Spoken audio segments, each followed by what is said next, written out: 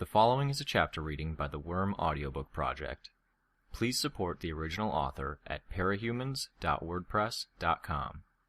Thank you and enjoy. Arc 4, Shell, Chapter 1. You actually showed up. I looked up from my math textbook to see Emma looming over me. She was wearing an expensive dress that had probably been a gift to her after one of her modeling contracts, and her red hair was up in the kind of complex knot that looked ridiculous on 95% of the girls that tried to pull it off. She could make it work, though.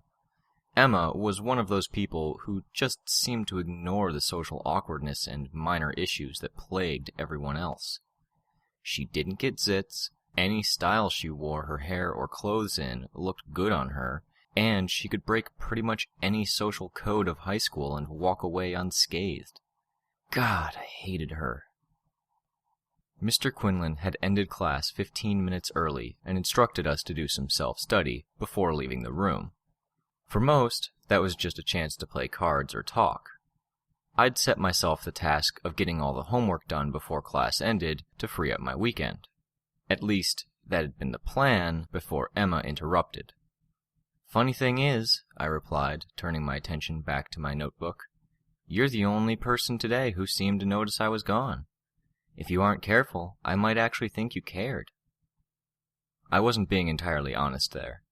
My art teacher had noted my absence, but that was only after I'd reminded her I hadn't turned in my midterm project. People didn't notice you were gone because you're a nobody. The only reason I paid any attention to it is because you bother me. I bother you? I looked up from my work again. Wow. Every time I see you, it's this irritating little reminder of time I wasted being your friend. You know those embarrassing events in your past that make you cringe when you think back on them? For me, that's basically every sleepover, every juvenile conversation, every immature game you dragged me into.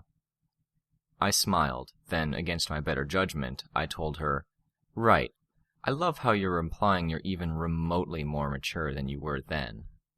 Strange as it sounds, I was actually relieved to have Emma here getting on my case.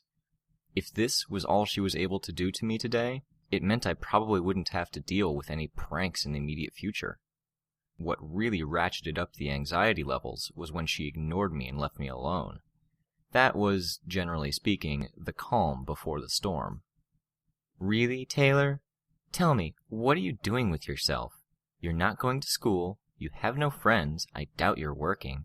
Are you really in a position to call me immature when I've got all that going for me and you just don't?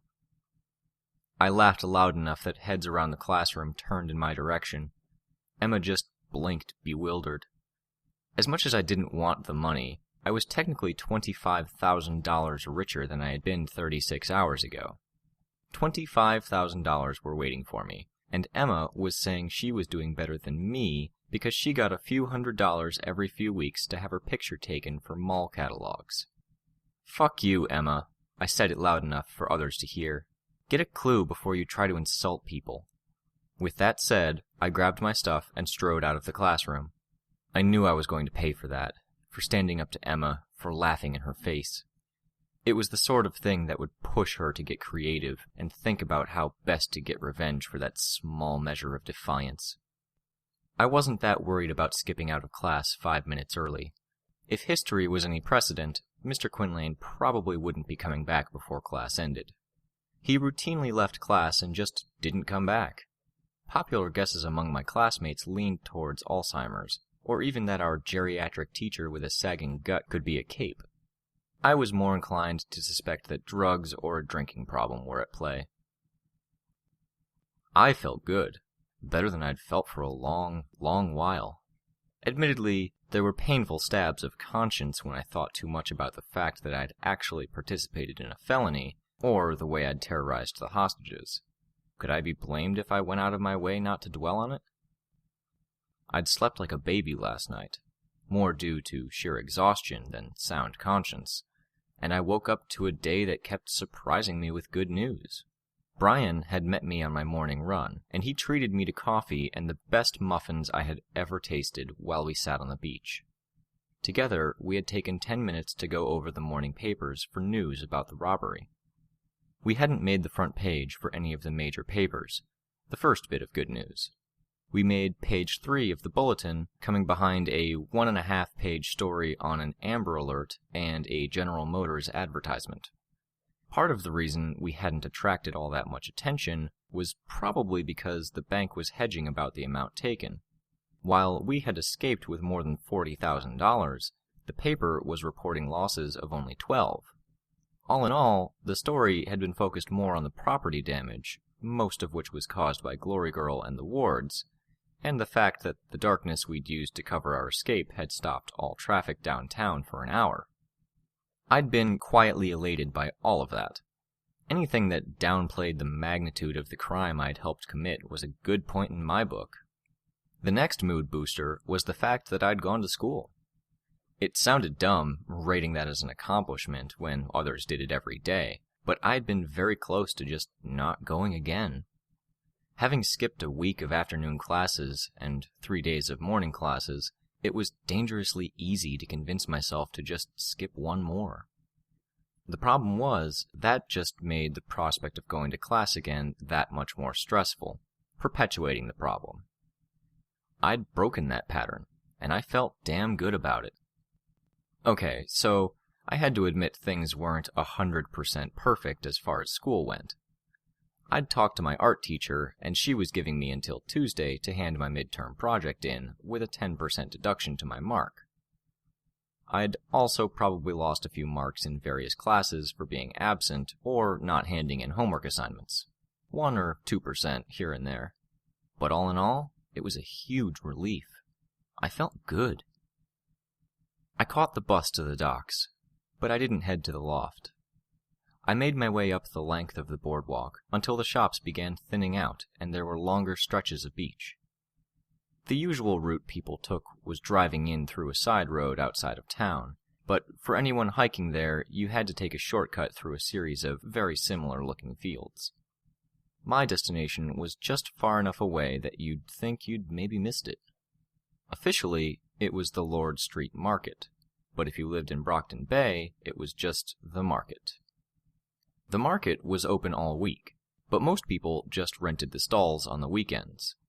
It was fairly cheap, since you could get a stall for $50 to $100 on a weekday and $250 to $300 on weekends, depending on how busy things were.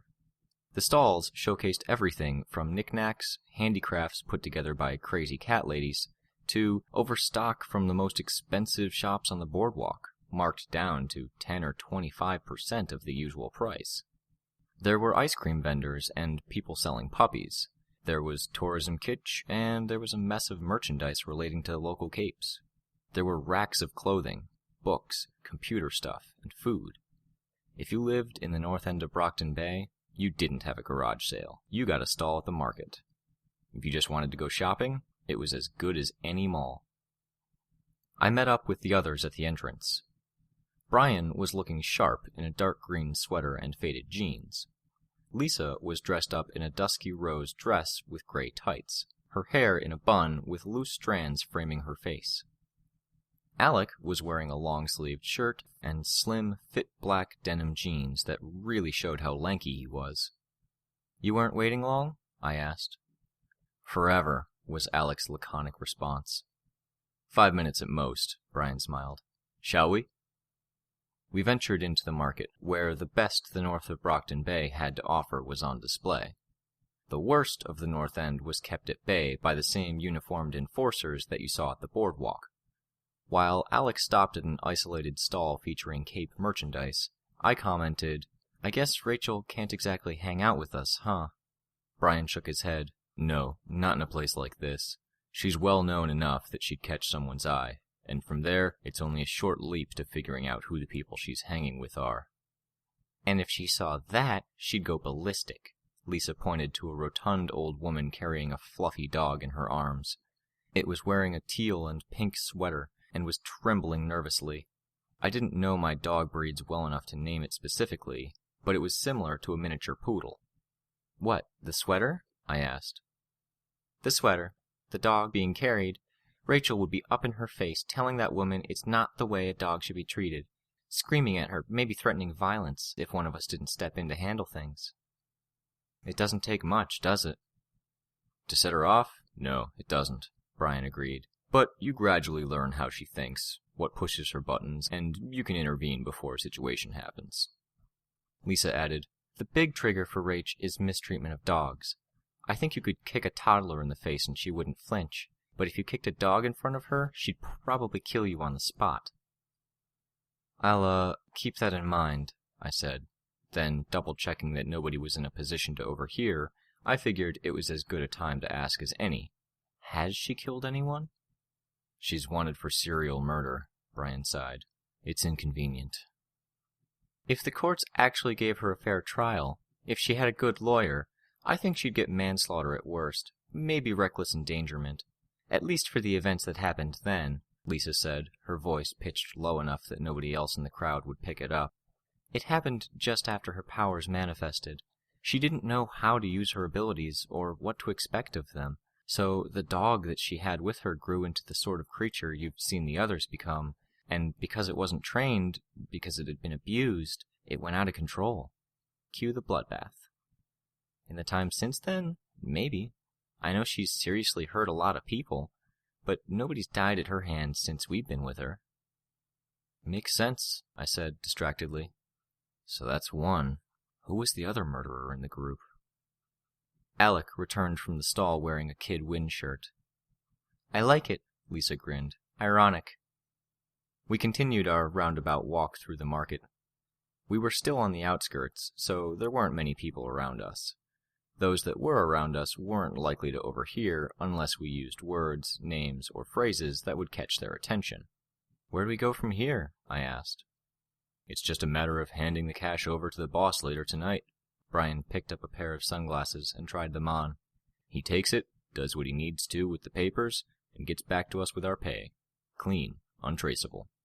Once we picked up our share, we kick back for a little while, plan our next job, or wait for him to offer us another one. I frowned. We're putting a lot of trust in him. We're giving him a pretty big amount of money, and we're expecting him to come back and pay us 3 times that amount? Plus, whatever he feels the papers are worth? How do we know he'll follow through? Precedent, Brian said, as he tried on another pair of sunglasses, lowering his head to examine himself in the mirror that was hanging from the side of the stall. He hasn't screwed with us yet. It doesn't make sense for him to pull a fast one when he's already invested more than that in us. If we were failing most of our jobs, maybe he'd keep the money to recoup his losses, but we've done well. Okay, I nodded. I can buy that. I felt kind of conflicted about the take it easy and wait plan. On the one hand, taking a break sounded awesome. The last week had been intense, to put it lightly. On the other hand, it sort of sucked that we wouldn't be out there on another job, since I'd be waiting that much longer for a chance on getting more details on the boss. I'd just have to hope I could find something out tonight. Come on, Tattletale grinned at me, grabbing my wrist. I'm stealing you. Huh? We're going shopping, she told me. Turning to Brian and Alec, she said, We'll split up. Meet up with you two for dinner? Unless you want to come with and stand around holding our purses while we try on clothes. You don't have any purses, Alec pointed out. Figure of speech. You want to do your own thing or not? Whatever, Alec said. You're a jerk, Lise, Brian frowned, hogging the new girl to yourself. You get your morning meetings with her. I want to go shopping. Cope. Lisa stuck out her tongue at Brian. All right, Brian shrugged. Fugly Bob's for dinner? Sounds good, Lisa agreed. She turned to me, eyebrows quirked. I'm down for Fugly Bob's, I conceded. Don't spend so much you draw attention, Brian warned. We parted ways with the boys, Lisa wrapping her arm around my shoulders and going on about what she wanted to get. Her enthusiasm was catching, and I found myself smiling. Murderer, I had to remind myself. One of these 3 was a murderer.